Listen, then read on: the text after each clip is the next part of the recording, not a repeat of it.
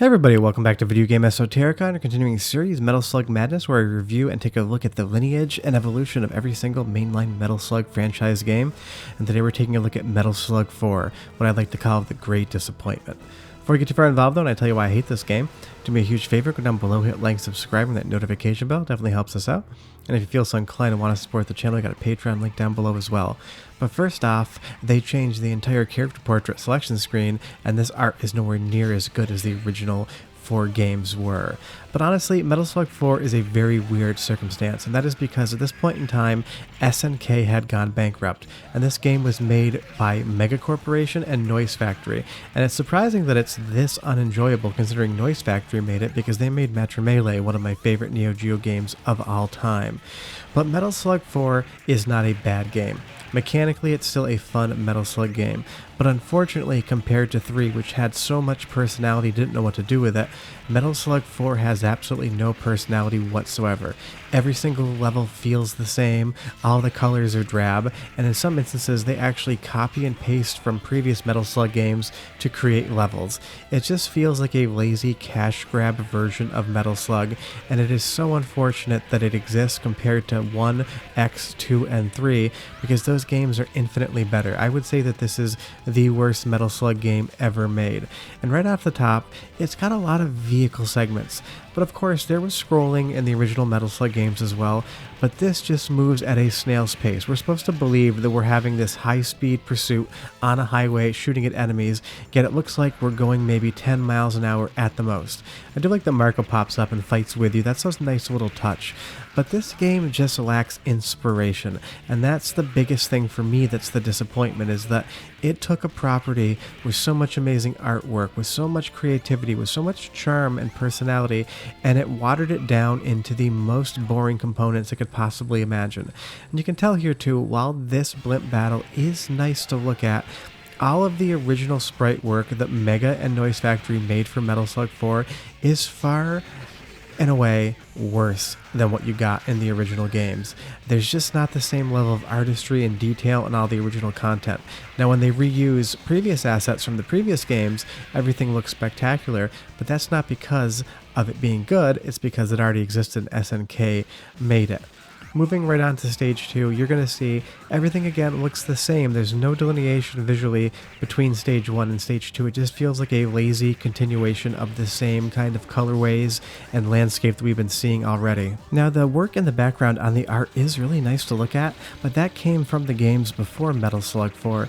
And the biggest disappointment is, in Metal Slug X and Metal Slug 3, by the second stage we had already gotten so many different types of enemies. We had mummies, we had crabs, we had humans. We're almost through stage 2 and we have been fighting nothing except the standard green fodder soldier, and that just is really a big disappointment to me. They could have done anything they wanted with Metal Slug 4. They knew the formula, they knew what worked, and they were now in control of the properties of Mega and Noise Factory. So I don't know why this is what they made, because again, only stage 2, we're already back on another vehicle, losing half of the control of our character, just fighting in a side scroller. They've reused the same mechanic that they invented in stage 1 and popped it right into stage 2. Now I do like the greens of further on in the area, but again, there's just not a lot going on in the backgrounds. In the original 4 Metal Slug games, the backgrounds were just filled with all sorts of detail, animations, and charm. Here we just have a static mountain range that does absolutely nothing, and we can't even get a cloud. We just get a single blue tone as the sky.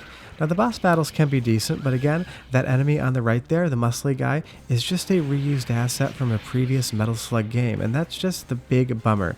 Now I will say one of the strong points is the soundtrack, because Noise Factory did great music, and I do love the snowmen. There is some charm in this game, so go ahead and listen for like 45 seconds and I'll come back and tell you a little bit why I think Metal Slug 4 is the most disappointing sequel I've ever played. But enjoy.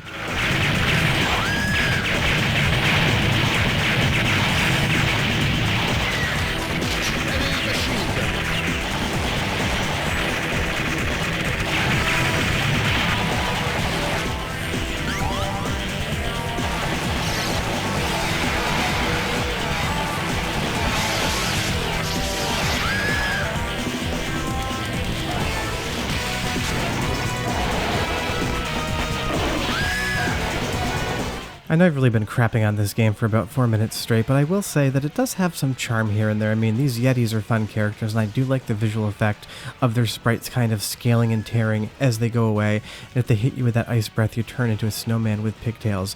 So you can definitely tell that the developers were trying to make this good. They just failed in so many different respects, because again, Metal Slug 4 isn't just a fun game, and it isn't just an action-packed game. In a lot of ways, it's a very visually arresting game. And this waterfall just doesn't do it for me. We have like 3 different colors, they're all gray.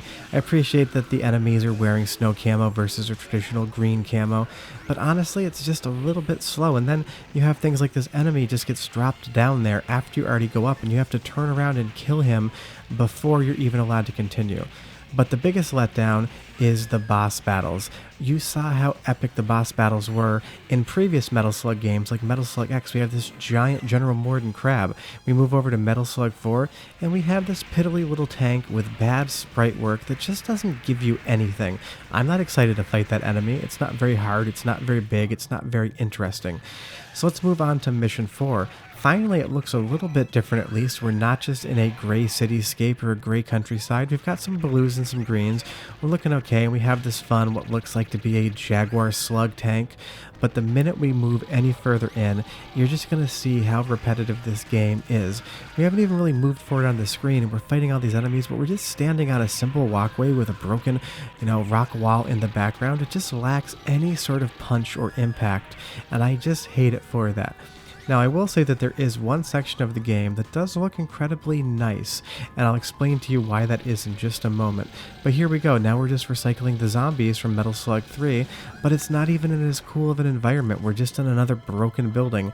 Of course, we get projectile vomiting, but even the animation of getting turned into a zombie and standing up takes twice as long, and it just delays the gameplay. Now, this particular section of the game, the sprite work and everything looks beautiful. This is what I expect a Metal Slug game to look like. So I know what you're wondering if you haven't played the entire series. Why does this one section look so much better than everything else I'm showing you? And that's easy to say. It's wholly copy and pasted from the original Metal Slug. They've changed the colors, they've removed the paddle fans, but they just took an entire chunk of the original game and dropped it into Metal Slug 4, straight copy and paste.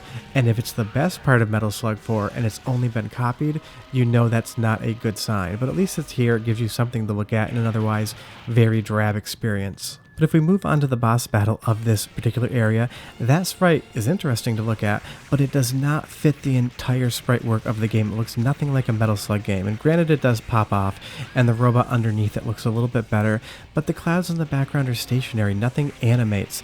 The original 4 games were just filled with background detail, and the biggest thing that I hate about Metal Slug 4 is what it could have been. If you were given this franchise knowing how successful and how loved the original 4 games were, and you had a shot to make it your own, why would you do this? So that's why I really don't like Metal Slug 4. Mechanically, it is a fun game. The action's there, it's not as good as the original 4, but there's still a ton of fun to be had as far as actually playing the game.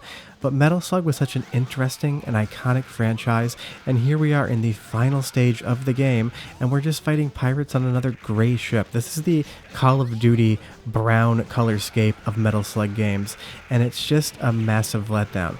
Luckily, with 5, they brought the formula back around. It's still not as good as the original 4, but they knew they made a mistake with 4 and decided to try to change it up.